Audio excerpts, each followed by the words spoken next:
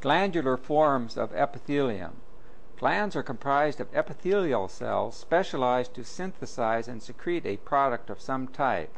A variety of different criteria can be used in the classification of glands. The simplest classification is to define the gland as endocrine, secretion into the lymphovascular system or an intercellular space, and exocrine, secretion onto an epithelial surface or into a duct. It should be remembered that developmentally, all glands grow out from an epithelial surface. Those that retain a connection with the epithelial surface via ducts are exocrine glands. Those that lose the ductal connection become endocrine glands. Exocrine glands can be classified further as to whether they are unicellular or multicellular. A classic example of a unicellular exocrine gland is the goblet cell. The majority of glands are multicellular exocrine glands. Multicellular glands can assume a wide variety of morphologies. One of the simplest glandular organizations of a multicellular gland is the secretory sheet. In this case, the cells form a continuous epithelial layer. An example of this type of multicellular gland is the gastric lining epithelium of the stomach. However, the majority of multicellular exocrine glands secrete into a ductal system. These are classified according to the morphology of the ducts and how their secretory cells are arranged to form the secretory portion of the gland. If the duct branches, the gland is classified as compound. If the duct does not branch, the gland is classified as simple. The secretory cells may be arranged into tubules and or acini, alveoli, which are berry-like end pieces. Subsequent classification depends on the shape and configuration of the secretory unit and whether these portions also branch. Thus, simple glands can be classed as simple tubular, simple coil tubular, simple branch tubular, or simple branched alveolar or acinar. Compound glands are subdivided into compound tubular, compound acinar, and compound tubular acinar. Learning objectives for glandular epithelia and exocrine glands. Be able to identify glands according to their histological organization. Examine the intestinal epithelium for goblet cells, an example of a unicellular exocrine gland. This is a section of small intestine illustrating the intestinal epithelium once again. Goblet cells, these unicellular exocrine glands, can be visualized even at this scanning magnification. They can be identified by the large accumulations of secretory material lying within their apices, which in this particular case appear transparent. So these four light staining regions are indicative of where goblet cells are, as is true of these other clear or light staining areas within the cytoplasm, independent of the plane of section. All are representative of goblet cells. Examine these simple unicellular exocrine glands at increased magnification. An increased magnification of a small segment of intestinal epithelium illustrates 5 adjacent goblet cells. One shown here, the accumulation of secretory material as indicated by the arrow. This would be its nucleus of this goblet cell and its cytoplasm, then in contact with the basement membrane. This is another secretory accumulation of mucin granules associated with this cell, which is the nucleus of the goblet cell. So it has a cytoplasmic extension to the nucleus, and then from the base of the cell, a process that goes down in contact with the basement membrane. Likewise, these are 2 adjacent goblet cells, and another goblet cell which shows this typically triangular dark shaped nucleus, also what goblet cells sometimes exhibit. So one can visualize the intestinal epithelium once again, and that the goblet cells within the intestinal tract are indeed part of that simple columnar lining epithelium. If we move the field slightly, one can see an adjacent goblet cell here, its secretory mass, and then its nucleus lying here in a process coming down to the basement membrane. And quite easily see that it lies within the epithelial flow, within the epithelial lining of the small intestine, which we classified as a simple columnar epithelium. Remember that these cells are not hollow. These granules can be stained blue, black, red, if a specific mucin stain is used, so they are indeed solid structures. But with this particular preparation, they are transparent and you're looking through them. The term goblet cell was derived because these cells reminded the early investigators of a drinking goblet or a wine goblet, with the top of the goblet being here, that would contain the wine or what have you, a small neck and stem which contains the nucleus, and then a little plate that lies on the basement membrane that is difficult to visualize here. So this is how this particular cell received its name, a goblet cell, because it reminded the early investigators of a drinking goblet.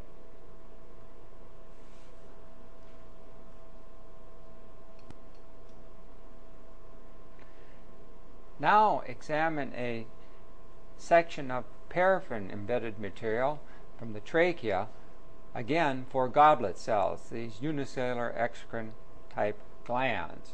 Even at the intermediate objective power, one can make out the typical characteristic accumulation of secretory granules from these unicellular glands within the pseudostratified columnar epithelium.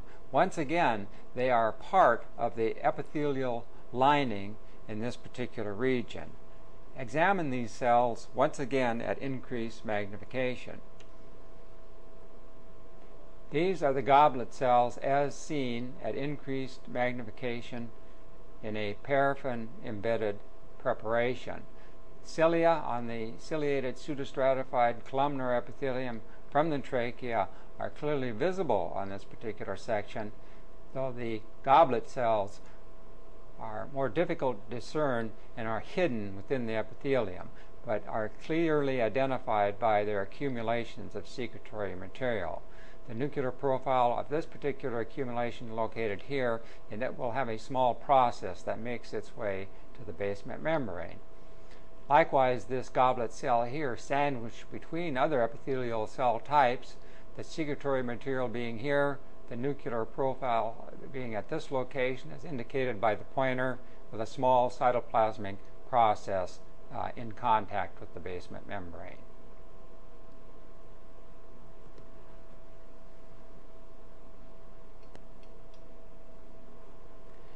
Examine a region of the fundic stomach for that glandular organization known as the secretory sheet. The secretory sheet, this collection of epithelial cells lining the surface and secreting into the lumen, lies here. Lies on the gastric surface, goes into invaginations known as the gastric pits, and forms the lining of the entire stomach. It is comprised of a homogeneous population of cells, that is, all the cells are identical, that produce mucin, form a continuous layer that lines the entire stomach, protecting it from autodigestion. So this glandular organization, this collection of cells, secretory epithelial cells, is referred to as the secretory sheet. This particular field at increased magnification indicates perhaps a little bit better that simple columnar lining epithelium that produces mucin that forms the glandular organization known as the secretory sheet. These are not goblet cells. These are specific mucin secreting cells peculiar to the gastric lining epithelium.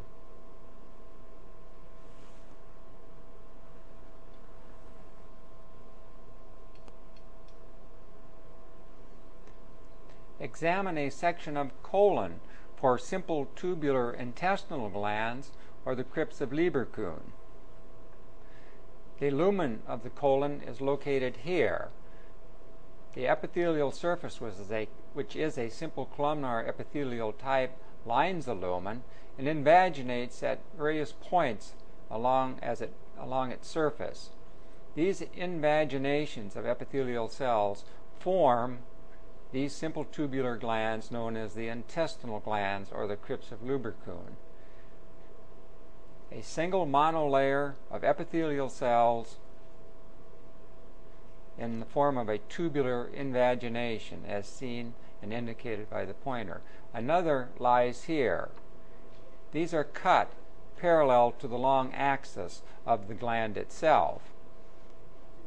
This region here, which shows a collection of nuclei, is a grazing section through the base or the side of one of these simple tubular intestinal glands. Note that even at this magnification, if the gland is looked at very carefully, part of its epithelial wall, in addition to typical intestinal epithelial cells with the microvillus border, also contains numerous goblet cells. More often than not, the section will be folded due to fixation and processing and the twisting nature of the mucous membrane of the colon. In this particular case, numerous profiles of these intestinal glands, or their simple tubes, will be cut at a different angle, and so numerous cross-sectional profiles or transverse sections can be observed as well. So this is the very same gland as illustrated by the pointer, but it has been sectioned at about this level, and then you're viewing it at a 90-degree different angle. At increased magnification, one can see that these simple tubular glands indeed consist of a simple columnar epithelial lining wall, which contains goblet cells, that unicellular exocrine gland. The other one is shown here. Here's that grazed section through the edge of one of these simple tubular glands.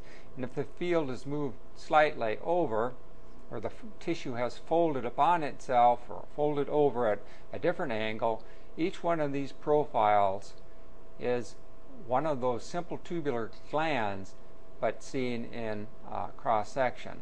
The lumen of the gland is tiny. It's located here, as indicated by the arrow, and goblet cells also are present, as we noted earlier, within this simple columnar epithelial lining that forms the gland. So these glands are described with regard to their morphology, simple straight tubes extending down from the epithelial surface. These are the simple tubular intestinal glands of the colon, sometimes referred to as the crypts of Lieberkühn.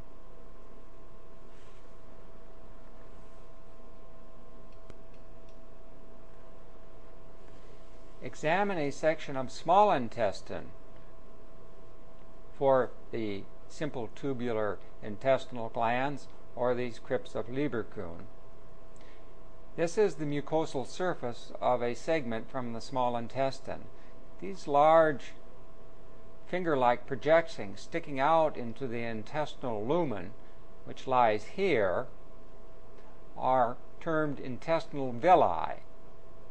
Between the villi, in this particular region of the bowel, one can see the outgrowths of these simple tubular glands, once again, or these crypts of Lieberkühn. One's cut lengthwise here, one is cut lengthwise here. So these simple tubular glands grow down between the villi. Numerous other glands are also shown in the field, though they don't exhibit a lengthwise cut, and they're cut at different angles, as we noted before in the section of the colon. But these are the simple tubular glands or intestinal glands of the small intestine.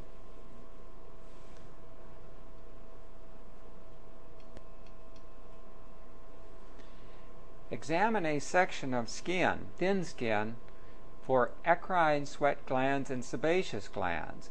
These are examples of simple coiled tubular and simple branched alveolar glands, respectively. Course down into the tissue underneath the epithelium to look for these particular glands. This is an example of an eccrine sweat gland, which is a simple coiled tubular gland.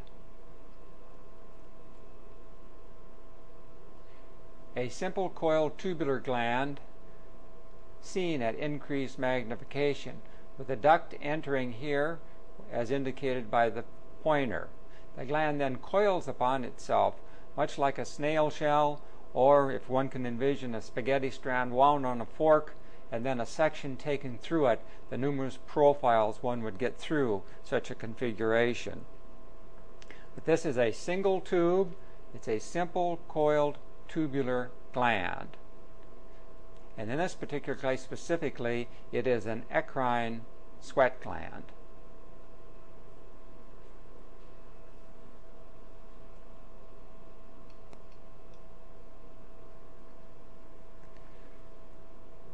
This is the example, or an example, of a sebaceous gland, or oil gland from the skin. This gland is classified as a simple branched alveolar gland. Each one of these units, as indicated by the pointer, is an alveolus. The configuration three-dimensionally of this particular gland is much like a 3 or 4 leaf clover, with the stem being a very small duct that's going to be lined by stratified squamous epithelium. So this is the low power view of one of these simple branched alveolar types of glands, more commonly known as a sebaceous or an oil gland of the integument. As seen at increased magnification, note that this particular gland is filled with cells that migrate from the exterior or the periphery of the gland to its interior, filled with these large lipid droplets within its cytoplasm, which then migrate, and actually the whole cell breaks down, the cell wall, the nucleus, and all its contents, and leave the gland in the form of sebum, or an oily type of secretion. So this gland is not only a simple branched acinar gland, and that anatomical classification, functionally it is considered one of the holocan glands. That is, the whole cell is discharged from the cell and is indeed forms the secretion.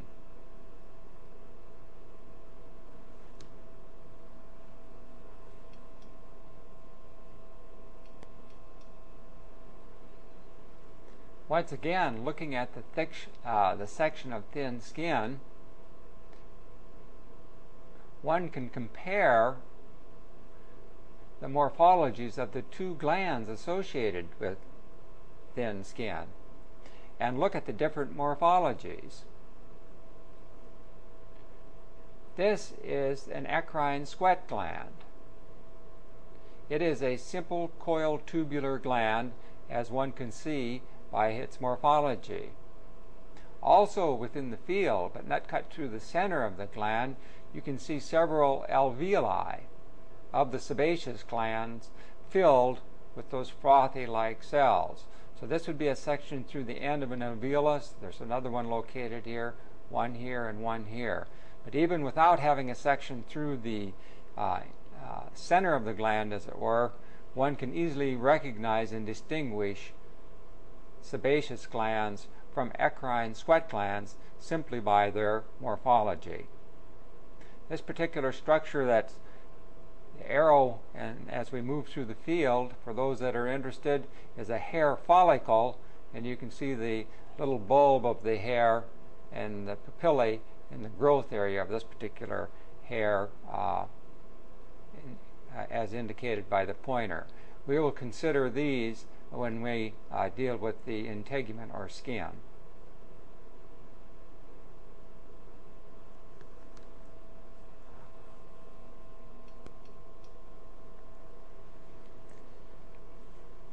The pyloric glands are examples of simple branched tubular glands. This is a section from the pyloric portion of the stomach, and the pyloric glands are located at the position as indicated by the arrow. These light staining cells occupying this particular area. In this case, these simple branched tubular glands, there are several of them, and they are closely packed together, making distinguishing individuals difficult, but it can be done if one examines the entire section. Let's go down and now look at these glands at this location at increased magnification. The pyloric glands seen at increased magnification, which are an example of simple branched tubular glands. The duct of this particular gland is unbranched and lies, and it's coming in at this particular angle, goes out of the field, and then this is its secretory tubule. It drains into it, made up of a mucin type of cell, a clear staining cell. This is the secretory portion in the form of two secretory tubules. In this particular case, the tubule comes at about this angle, branches. One branch going this way, again made up of epithelial cells. The second branch goes here, goes out of the field, and then comes back in at this position here. So this area here is the secretory unit of one of these simple branched tubular glands. And because it's simple, it has an unbranched duct, as you can see here, and the secretory tubule branches into a Y, and so this makes up a pyloric gland, a single pyloric gland. There's another one coming down at this angle. As you can see, this would be the duct, so it's simple, and then it goes into its secretory portion, and it's branched and tubular in nature, and the other branch would go this way. So this, I'm outlining the circumference of another one of these simple branched tubular glands. So there are numerous of these simple branched tubular glands that are closely packed together, making identification somewhat difficult. If you move to a different area, perhaps, where it's a bit more confusing, sometimes you cannot trace it. It has to be a perfect cut going down the length of the duct and hitting the tubules where they branch just right. Otherwise, one just sees isolated secretory tubules within the field. Perhaps here's another one. The duct remains unbranched. It's coming down the secretory tubule, then it splits here into one portion of the Y going this way, that part of the tubule, the next portion going this way. So these are the pyloric glands, an example of simple branched tubular glands.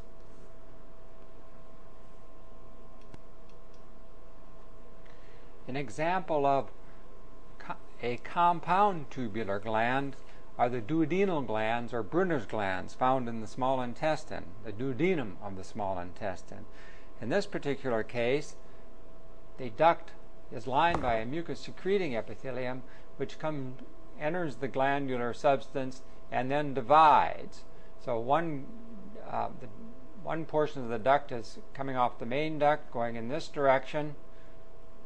Another portion of this ductal system goes here, and another one extends out of the field, sort of heading in this direction.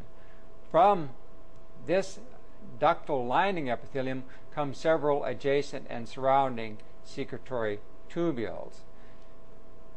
Because the duct system does branch, it is a compound gland, and the secretory units are in the form of these tubules. Therefore, this gland is a compound tubular gland, one of the simpler types of the compound tubular gland. The outline of the entire gland I will circumscribe with the pointer.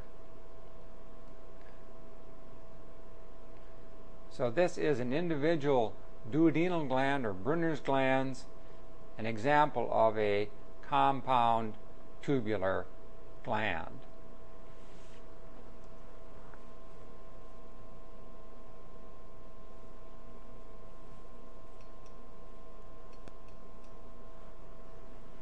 This is a section of a plastic section of the duodenum, illustrating once again the compound tubular gland or the glands of Brunner, to indicate its location if difficulty has if there has been difficulty in finding them.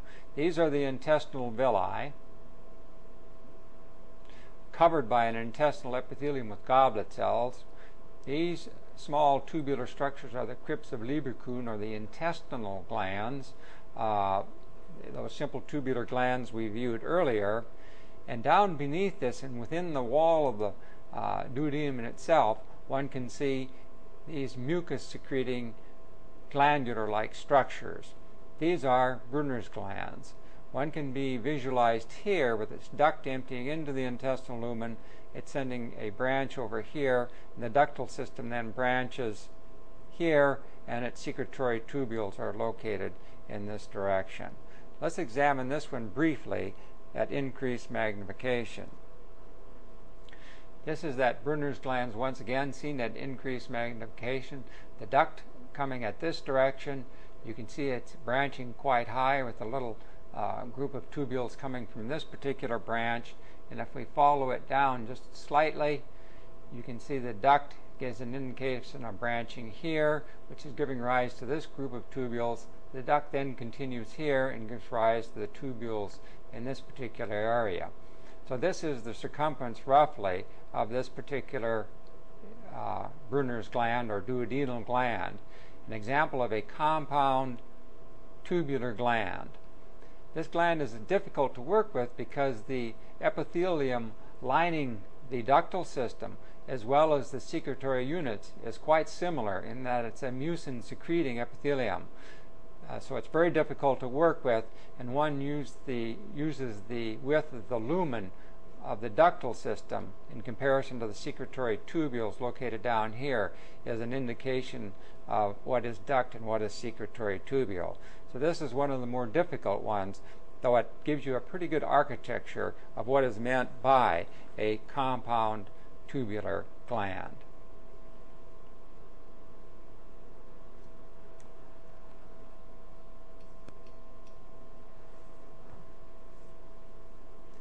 The submandibular gland is a good example of a compound tubular alveolar gland. Most compound glands are of this variety.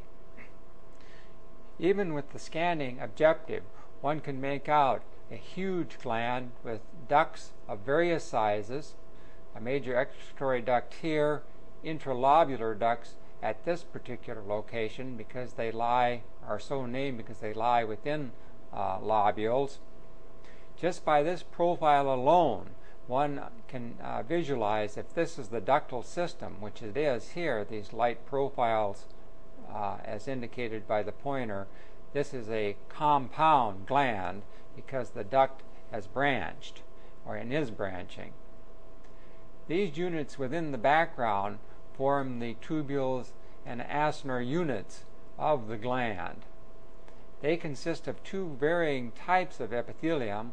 The darker, more granular tubules and cells, as indicated by the pointer, are referred to as being serous in nature. That means they are filled with small granules and an elaborate, watery type of proteinaceous secretion. And then you can see there are other little tubules, though isolated within the remainder of the field, sort of separated but stand out.